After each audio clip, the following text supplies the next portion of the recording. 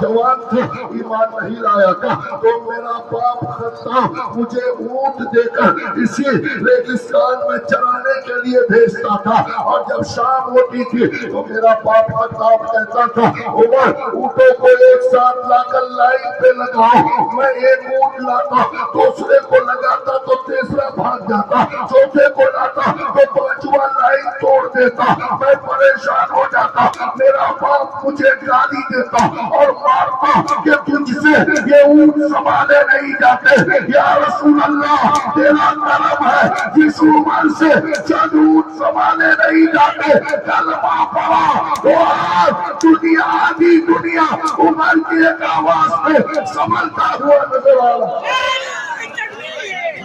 نعرہ تکبیر، نعرہ رسالت، علماء اہل سنت، علماء اہل سنت، جشن دستار بندی، نعرہ تکبیر۔ عمر سے حالت کفر میں جس عمر سے چند اونٹ سنبھالے نہیں جاتے تھے، آج وہ عمر مدینے میں ایک حکم دیتا ہے تو ایران اور فارس کے لوگ اس حکم کو مانتے ہوئے نظر آتے ہیں۔ یہ اسلام کا کمال ہے، اللہ اللہ، یہ محمد رسول اللہ کا جلوہ ہے۔ میرے دوستوں اور بزرگوں، یقیناً اسی مٹی کی اس مسجد سے علم کا ایسا سیلاب پوری دنیا میں بہا کہ اس دنیا پر تقریباً 1200 سال تک مسلمانوں کی حکومت بھی رہی اور علم پر قبضہ بھی رہا۔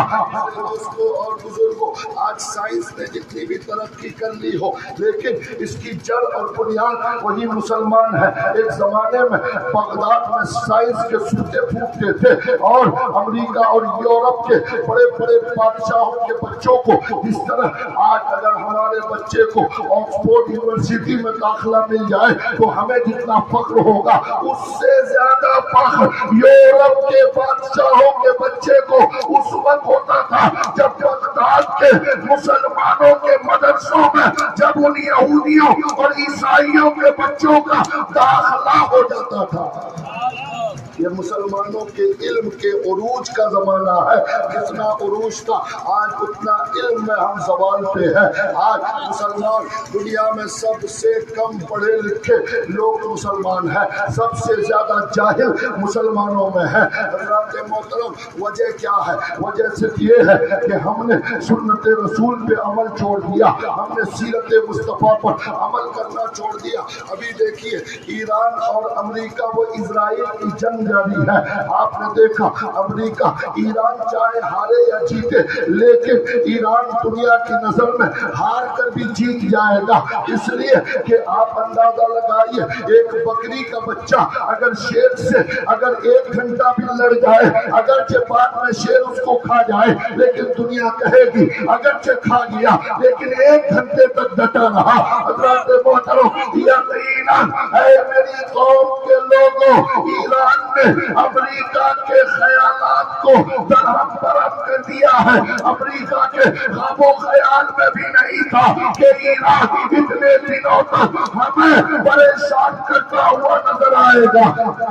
ایران اور امریکہ اور اسرائیل کی لڑائی میں میں صرف یہ بات آپ کو بتانے کے لیے میں نے اس بات کو چھیڑا ہے کہ آپ دیکھیے اسرائیل کی تعداد، اسرائیلیوں یہودیوں کی تعداد دنیا میں 1 کروڑ کے قریب ہے، بلکہ 1 کروڑ سے بھی کم ہے، اور مسلمان پوری دنیا میں 200 کروڑ ہے۔ اگر ایک مسلمان ایک پتھر اٹھا کر اسرائیل پہ پھینکے تو وہ پورا ملک ڈھک جائے گا، لیکن اس کے باوجود اسرائیل پوری دنیا کے مسلمانوں کو پریشان کر رکھا ہے۔ جانتے ہیں کیوں؟ اور اس کی وجہ بھی اسرائیل کے اس سے پہلے کا نیتن یاہو سے پہلے جو اسرائیل کا صدر تھا اس نے بیان کیا، جب اس سے کسی نے پوچھا، کسی پترکار نے پوچھا کہ آپ جب اپنے ملک کا بجٹ تیار کرتے ہیں تو تعلیم کا بجٹ، یہ ہیلتھ کا بجٹ، یہ فلاں کا بجٹ، فلاں کا بجٹ، لیکن ان سارے بجٹ میں آپ کا جو ڈیفنس کا بجٹ ہوتا ہے،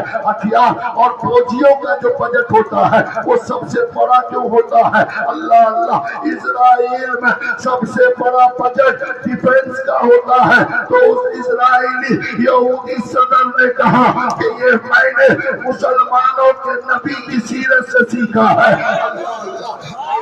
قوم کے لوگ بچوں کو آپ اندازہ لگائیے مسلمان ہو کر وہ اپنے نبی کی سیرت پہ عمل نہیں، لیکن ایک یہودی نبی کی سیرت پر عمل کر کے پوری دنیا کو اپنی مٹھی میں کر لیا ہے۔ کیا ہے؟ تو وہ اسرائیل کا یہودی صدر کہتا ہے کہ میں نے سیرت مصطفیٰ پڑھا تو مجھے یہ پتا چلا کہ مصطفیٰ جان رحمت مسلمانوں کا نبی کی جب موت ہو رہی تھی، جب آپ دنیا سے جا رہے تھے، اللہ اللہ آخری وقت تھا تو مسلمانوں کے نبی کے گھر میں اتنا تیل نہیں تھا کہ چراغ جل سکے۔ اللہ اللہ، یعنی نبی دنیا سے جا رہے ہیں، غربت اتنی ہے کہ چراغ جلانے کے لیے میرے نبی کے گھر میں تیل نہیں ہے، لیکن وہ یہودی صدر کہتا ہے، تاریخ بتاتی ہے چراغ میں جلانے کے لیے تیل نہیں تھا، لیکن مصطفیٰ کے گھر کی دیوار میں تیرے تلواریں، سلاح اور جنگی سامان لگے تھے۔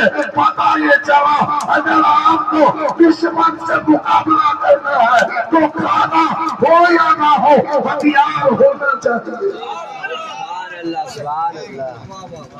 حضرات محترم، یہ ایک غیر مسلم یہودی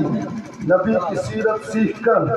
مسلمانوں کو مار رہا ہے، اور مسلمان اپنے ہی نبی کی سیرت سے بیزار ہے اور پڑھنے کا وقت نہیں ہے۔ آج تو ہمارے گھروں میں سانپ مارنے کے لیے لاٹھی بھی نہیں ہے۔ حضرات محترم، بڑے افسوس کی بات ہے مسلمانوں کے ہاتھ میں موبائل، گھر میں